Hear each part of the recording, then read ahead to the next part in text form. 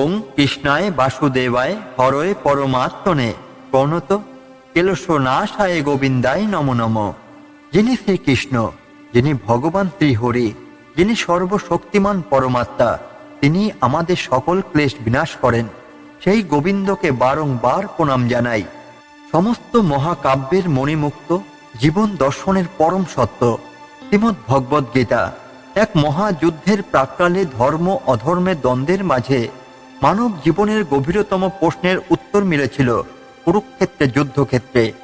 প্রথম অধ্যায় অর্জুন বিষাদ যোগ, যেখানে মহান যোদ্ধা অর্জুন অস্ত্র ফেলে দেন, দ্বিধাগ্রস্ত হন, আর তখনই শুরু হয় এক মহাজাগরণের যাত্রা। প্রীতি ভালো কথা আপনাদের নিয়ে যাচ্ছে সেই মহাজ্ঞান যাত্রায়, যেখানে প্রতিটি শ্লোক হলো এক জীবন পরিবর্তনকারী মণি। এখন শুনুন প্রথম অধ্যায়ের প্রতিটি শ্লোক ও তার বিশ্লেষণ বাংলায় অনুবাদ সহ। শ্রীমদ্ ভগবদ গীতার 18টি অধ্যায় 700টি শ্লোক আছে। এই গ্রন্থের শ্লোকগুলো জানতে পারলে জীবনে যে কোনো সিদ্ধান্ত সঠিক নির্বাচন করা যায়। এই ধর্মগ্রন্থ প্রতিদিন একবার হলেও পড়া উচিত, কিন্তু সবসময় আমাদের গীতা পাঠ করা হয়ে ওঠে না। তাই আমরা এক একটি ভিডিওতে এক একটি করে অধ্যায় নিয়ে আসব, শ্লোক এবং বাংলা অনুবাদ নিয়ে হাজির হব। ভিডিওটি মনোযোগ সহকারে পুরোটা শুনুন। আজকের ভিডিওতে শ্রীমদ্ ভগবদ গীতার প্রথম অধ্যায়, যাতে 46টি শ্লোক আছে, বাংলা অনুবাদ সহ। চলুন শুরু করা যাক। গীতার প্রথম অধ্যায়ের প্রথম শ্লোকটি হল, ধৃতরাষ্ট্র উবাচ ধর্মক্ষেত্রে কুরুক্ষেত্রে সমবেতা যুজুৎসব মামকা পাণ্ডবাশ্চৈব কিম পূর্বত সঞ্জয়। ধৃতরাষ্ট্র জিজ্ঞাসা করলেন, হে সঞ্জয়, ধর্মক্ষেত্রে যুদ্ধ করার মানুষে সমবেত হয়ে আমার পুত্র এবং পাণ্ডুর পুত্রেরা তারপর কি করল? সঞ্জয় উবাচ দৃষ্টান্তু পাণ্ডবানিক্যং বুরং দুর্যোধনস্তদা আচার্য মুপসঙ্গম্য রাজা বচন ববৃত। সঞ্জয় বললেন, হে রাজন, পাণ্ডবদের সৈন্যসজ্জা দর্শন করে রাজা দুর্যোধন দ্রোণাচার্যের কাছে গিয়ে বললেন, পশ্যত্তাং পাণ্ডুপুত্রানামাচার্য মহতিং চ মুম পুরাং দ্রুপদ পুত্রেন তব শিষ্যেন ধীমতা। হে আচার্য, পাণ্ডবদের মহান সৈন্যবল দর্শন করুন, যা আপনার অত্যন্ত বুদ্ধিমান শিষ্য দ্রুপদের পুত্র অত্যন্ত দক্ষতার সঙ্গে বুকের আকারে রচনা করছেন।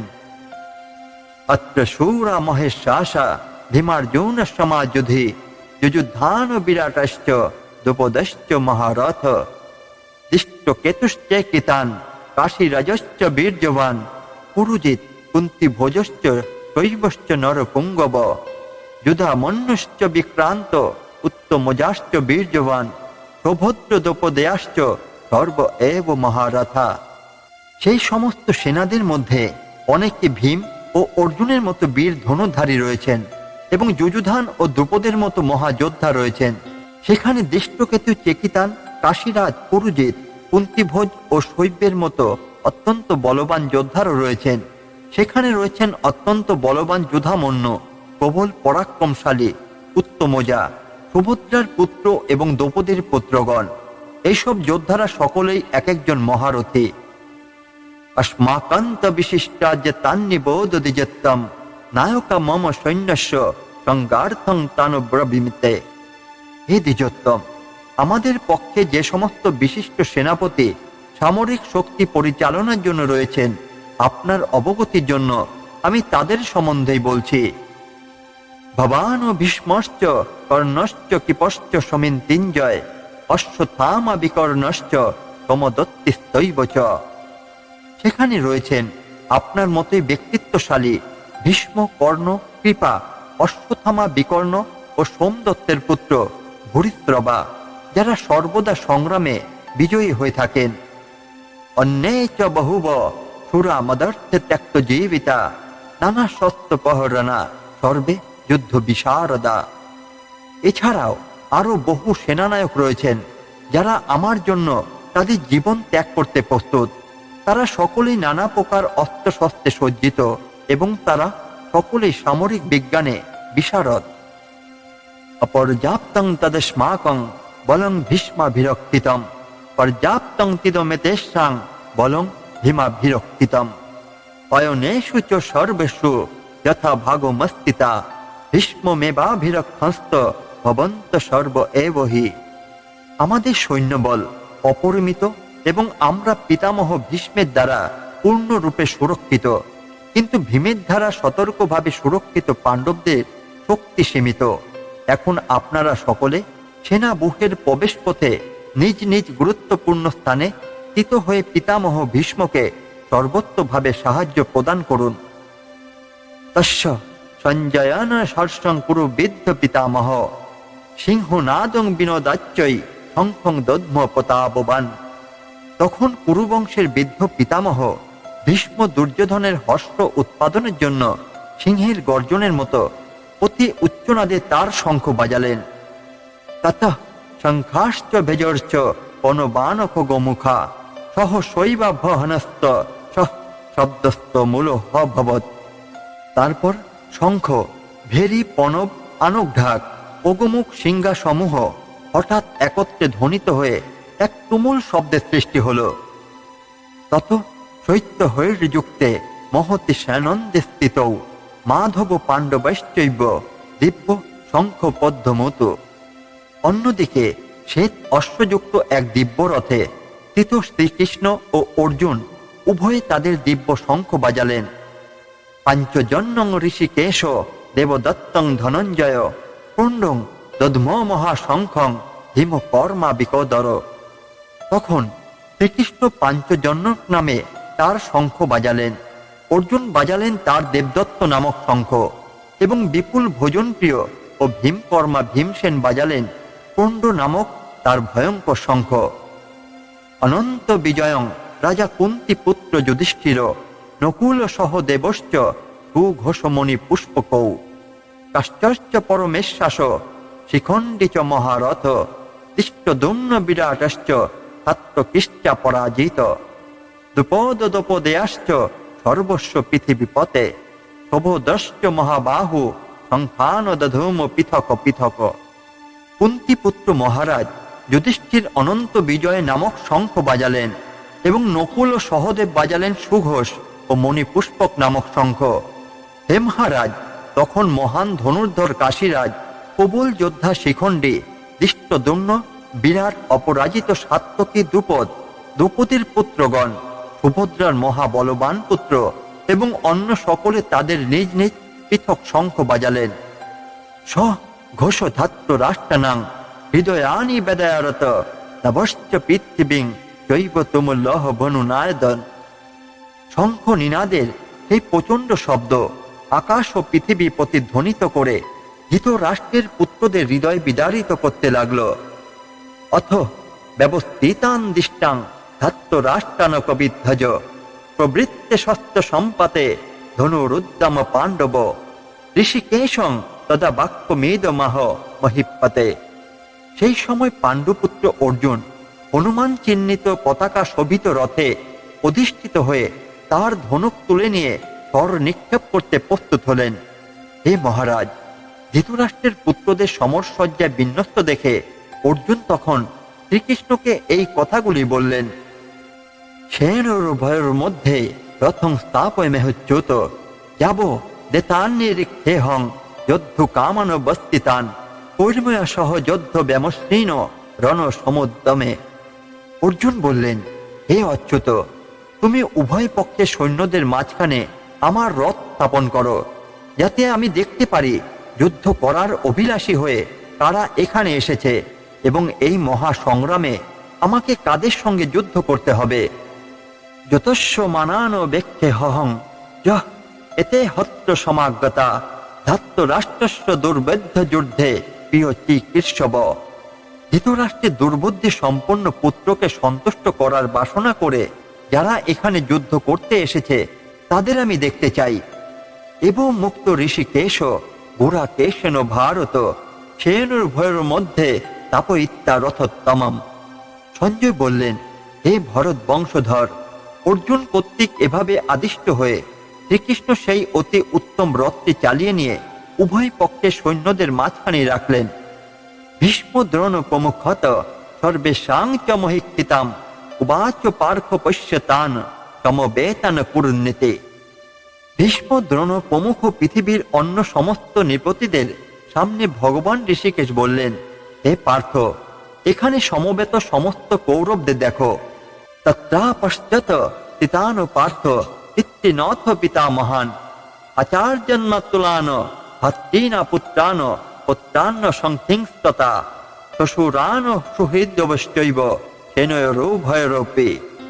তখন অর্জুন উভয় পক্ষের সেনা দলের মধ্যে পিতৃব্য, পিতামহ, আচার্য, মাতুল, ভ্রাতা, পুত্র, পুত্র, শ্বশুর, মিত্র ও শুভাকাঙ্ক্ষীদের উপস্থিত দেখতে পেলেন। তান সমীক্ষস্য কুন্তেয় সর্বান বন্ধুবস্তিতান কৃপয়া পরায়াবিষ্ট বিষিদন্যদমবৃত।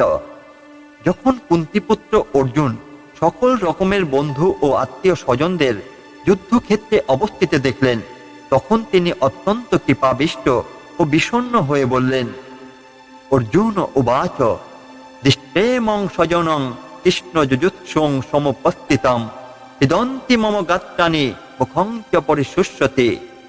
অর্জুন বললেন, হে প্রিয় বর কৃষ্ণ, আমার সমস্ত বন্ধু বান্ধব ও আত্মীয় স্বজনদের এমনভাবে যুদ্ধাভিলাষী হয়ে আমার সামনে অবস্থান করতে দেখে আমার অঙ্গ পতঙ্গ অবশ হচ্ছে এবং মুখ শুষ্ক হয়ে উঠছে।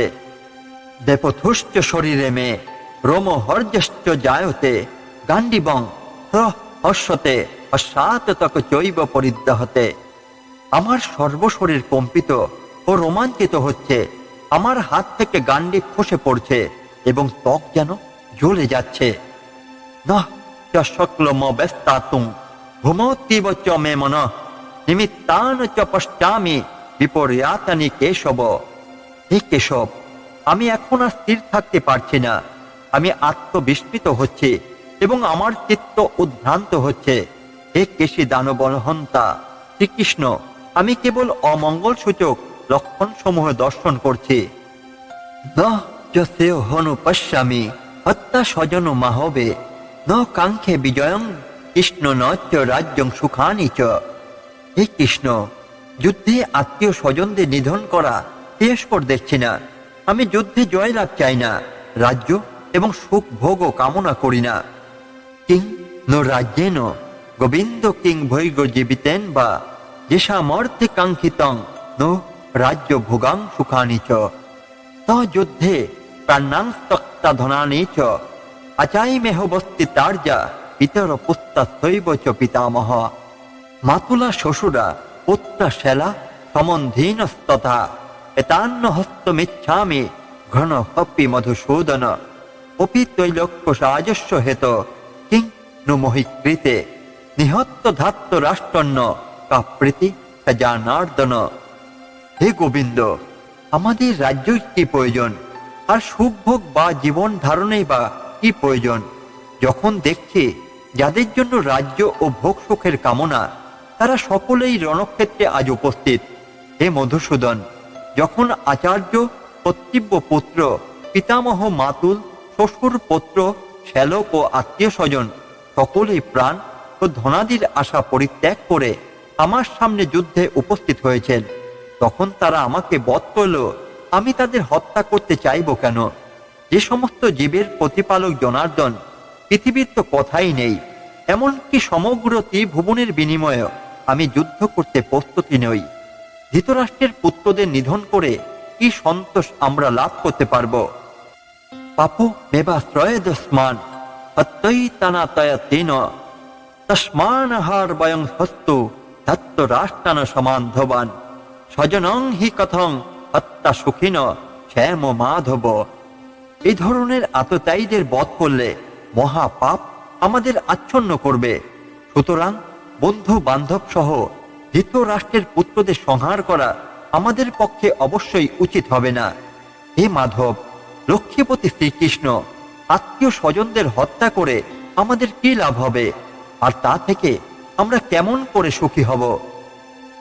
যদ্যপেতে ন পশ্যন্তি লোভপহত চেতস কুলক্ষয়ে কৃতং দোষং মিত্রদোহে চ পাতকম কথং ন জ্ঞেয় মস্মা ভাবি পাপাদোষ্মা নিবর্তিতুম কুলক্ষয়ে কৃতং দোষং পপদস্মি জনার্দন।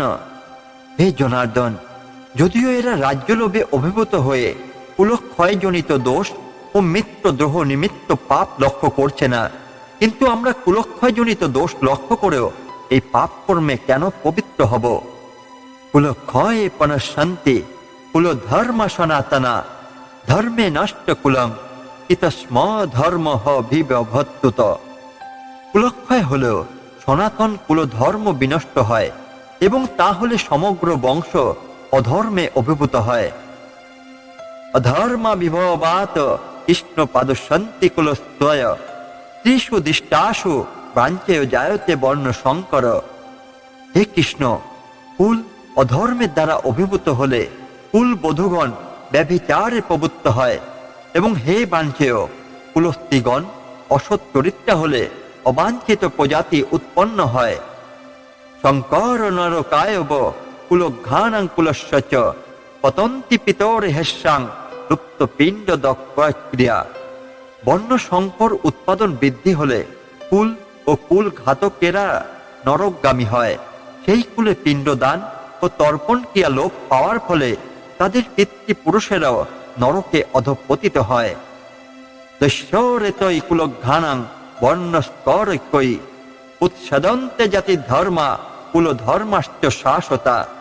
যারা বংশের ঐতিহ্য নষ্ট করে এবং কার ফলে অবাঞ্ছিত সন্তানাদির সৃষ্টি করে, তাদের কুকর্মজনিত দোষের ফলে সর্বপ্রকার জাতীয় উন্নয়ন প্রকল্প এবং বংশের কল্যাণ ধর্ম উৎসন্নে যায়। উৎসন্ন কুলধর্মানাং মনসান্নাং জনার্দন নরকে নিয়তং বাস ভবতিত্তনু স্তোত্রম। হে জনার্দন, আমি পরম্পরাক্রমে শুনেছি যে যাদের কুল ধর্ম বিনষ্ট হয়েছে তাদের নিয়ত নরকে বাস করতে হয়। অহবত মহত পাপং কর্তুং ব্যবসিতা বয়ম যদ রাজ্য সুখ লোভেন হস্তুং স্বজন্মোদ্যতা। হায়, কি আশ্চর্যের বিষয় যে আমরা রাজ্য সুখের লোভে স্বজনদের হত্যা করতে উদ্যত হয়ে মহাপাপ করতে সংকল্পবদ্ধ হয়েছি। যদি মাম প্রতি কারমস্যং সত্যপানয় ধাত্ত রাষ্ট্রারণে হন্যস্তম্ভে হেমতরং ভবেত। প্রতিরোধ রহিত ও নিরস্ত অবস্থায় আমাকে যদি শস্ত্রধারী ধৃতরাষ্ট্রের পুত্রেরা যুদ্ধে বধ করে, তাহলে আমার অধিকতর মঙ্গলই হবে।